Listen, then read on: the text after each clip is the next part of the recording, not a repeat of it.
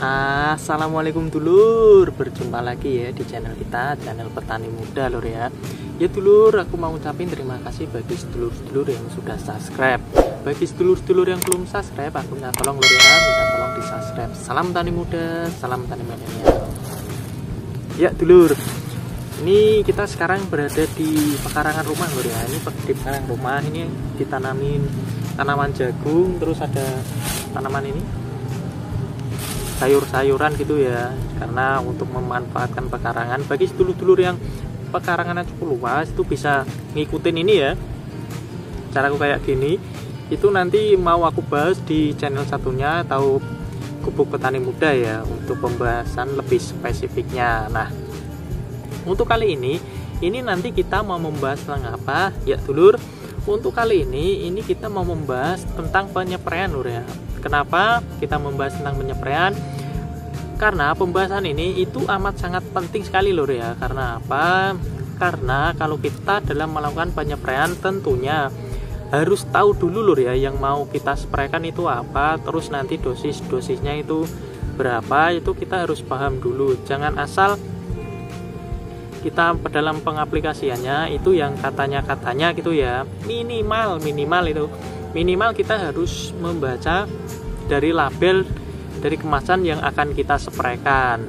Untuk pembahasannya kali ini, nah ini untuk penyepraian kita fokuskannya itu di tanaman padi lho ya. Karena apa ya? Karena kita emang spesifiknya untuk channel ini ya di tanaman padi gitu ya.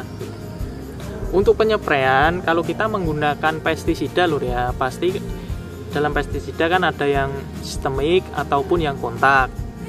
Nah, dalam penggunaannya yang sistemik dan kontak itu kita juga harus tahu kapan waktu yang tepat dalam pengaplikasiannya. Nah, kita bahas yang pertama adalah yang kontak. Karena apa? Karena yang kontak ini itu banyak dan sering kali yang digunakan pada petani kita gitu lur ya. Contohnya apa? Contohnya ya paling dominan itu yang pernah kulihat gitu ya, itu dalam penggunaan contoh fungisida ya, fungisida antrakol, di mana fungisida ini itu kan bersifat kontak. Namanya kontak ya, sasarannya paling bagusnya itu cuma untuk memproteksi tanaman dari serangan jamur gitu ya. Jadi kalau tanamannya itu belum kena, kalau kita aplikasi kontak itu dia itu bisa melindungi dari luar gitu loh ya, namanya juga kontak. Nah, terus ada lagi tadi yang aku sebutkan, yaitu adalah yang sistemik. Nah, untuk sistemik ini biasanya itu kebanyakan itu yang berbentuknya itu cairan gitu loh ya, tidak yang serbuk. Kalau yang kontak itu kebanyakan itu yang serbuk ataupun granul gitu ya kalau yang kontak. Tapi kalau sistemik itu balikannya, yaitu yang cairan. Nah, untuk yang sistemik ini biasanya itu digunakan pada saat masa generatif atau pada saat masa perubahan dari tanaman vegetatif ke generatifnya ya. Karena apa? Karena kalau kita menggunakan ini yang sistemik itu kan tanamannya itu bisa dilindungi dari dalam gitu loh ya. Nah, tapi dalam penggunaan ini sistemik ataupun kontak itu jangan terbalik-balik gitu ya. Bagusnya ini ya, bagusnya kita kalau dalam penyepraian kalau menggunakan yang kontak itu pada saat masa masih vegetatif lho ya. Karena apa? Karena pada saat masa vegetatif itu kan tanaman belum rimbun. Jadi kalau kita dalam pengaplikasiannya itu kan pasti bisa menyusuri semuanya gitu lho ya, atau bisa kena gitu ya daun-daunnya itu toh. Seperti kayak gini kan, ini masih masa vegetatif kan, kalau kita penyepraian menggunakan kontak kan masih fine aja gitu ya, masih baik-baik saja. Terus kalau pada saat masa generatif itu kan tentunya tanaman sudah rimbun, terus kita berjalannya juga susah, mau menyusur atau menyeprai yang bagian bawah dari rumpun-rumpun padinya kan juga amat sangat susah lho ya. Jadi kita alangkah baiknya menggunakan yang sistemik. Karena apa? Namanya sistemik kan cara kerjanya kan dari dalam lho ya. Walaupun kita kenanya itu di daun atau di atas ya, tapi nanti akan terbawa sampai ke seluruh perakaran dan juga batang-batangnya gitu ya. Nah, ini kalau kita penyepraian menggunakan pestisida sistemik ataupun kontak. Kalau yang kontak bagusnya di vegetatif, kalau sistemik di generatif. Tapi juga ada yang biasanya menggunakan sistemik di masa vegetatif. Ini kalau kita tahu dosisnya dan sudah berpengalaman itu juga bisa sebenarnya lur. Tapi kalau masih coba-coba itu alangkah baiknya sistemik itu jangan digunakan pada saat masa vegetatif. Karena apa? Karena nanti bisa berakibat atau berdampak buruk pada tanaman kita. Namanya sistemik itu kan nanti kan akan menebalkan dari dinding-dinding tanaman padi kita ya. Kalau dinding selnya itu tebal, otomatis nanti untuk peranakan dari tanamannya pun itu akan susah atau pembelahannya gitu ya. Nah, jadi alangkah baiknya ya digunakan pada saat masa generatifnya saja. Nah, terus untuk dosis, nah ini juga tidak kalah penting loh ya untuk dosis dari pengaplikasian mau kontak ataupun sistemik gitu ya. Karena apa? Karena gini, kalau untuk dosis di sini, dosis emang di label itu biasanya sudah dicantumkan loh ya. Contoh untuk penggunaan itu 0,5 sampai 1 mili untuk per liternya gitu ya. Tapi biasanya kalau menghitungnya kan banyak petani tua gitu loh ya, itu ini langsung dikasih biasanya langsung per tutupnya gitu, padahal untuk per tutup kan biasanya juga nggak ada takarannya gitu loh ya.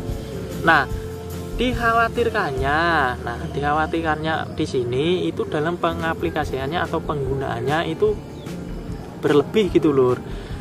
Nah, di sini kalau berlebih itu nanti pasti berakibat atau berdampak pada tanamannya itu sendiri. Contohnya nanti kalau kebanyakan fungisida yang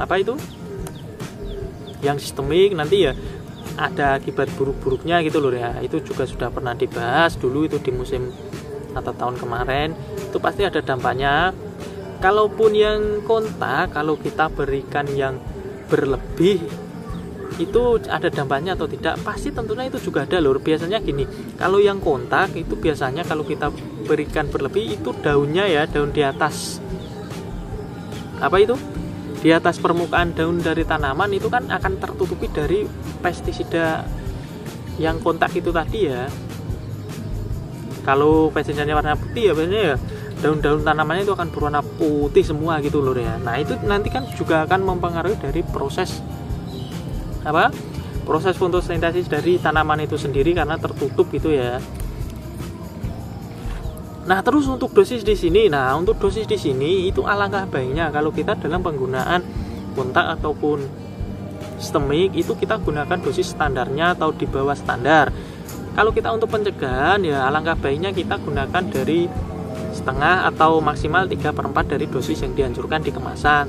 Tapi kalau untuk mengobati atau berantas hama ya bisa digunakan dosis dari yang dianjurkan dari kemasan. Di sini aku tidak menekankan untuk meninggikan dosisnya loh ya, karena apa ya pasti nanti berakibat buruk pada tanaman. Nah, yang terakhir ini untuk yang terakhir di sini adalah untuk pengaplikasian nutrisi. Nutrisi di sini juga amat sangat penting loh ya, karena apa? Nutrisi di sini adalah untuk menunjang dari pertumbuhan tanaman itu sendiri. Karena apa? Namanya tumbuhan atau hewan pun itu harus ada nutrisi atau makanan yang diserap agar pertumbuhannya itu tidak terganggu. Nah, untuk itu dalam pemberian nutrisi di sini aku tekankan itu alangkah baiknya pemberiannya itu secara kontinu dan tidak banyak gitu loh ya. Jadi kita pemberiannya itu standar tapi bertahap gitu atau sering-sering kita memberi makan. Itu contohnya kalau kita memberi makan langsung banyak, otomatis nanti nutrisinya juga akan banyak yang terbuang, tidak terserap dengan sempurna, dan kedepannya itu pasti akan merugikan kita. Tentu lho ya, karena kan banyak yang mubazir kan ya pasti akan merugikan gitu. Ini tadi lho ya pembahasan kita tentang untuk penyepraian pestisida ataupun nutrisi ya. Ingat disimak semuanya itu lho ya, jangan dipotong-potong. Aku cukupan sampai di sini lho ya. Salam tani muda, salam tani milenial. Assalamualaikum.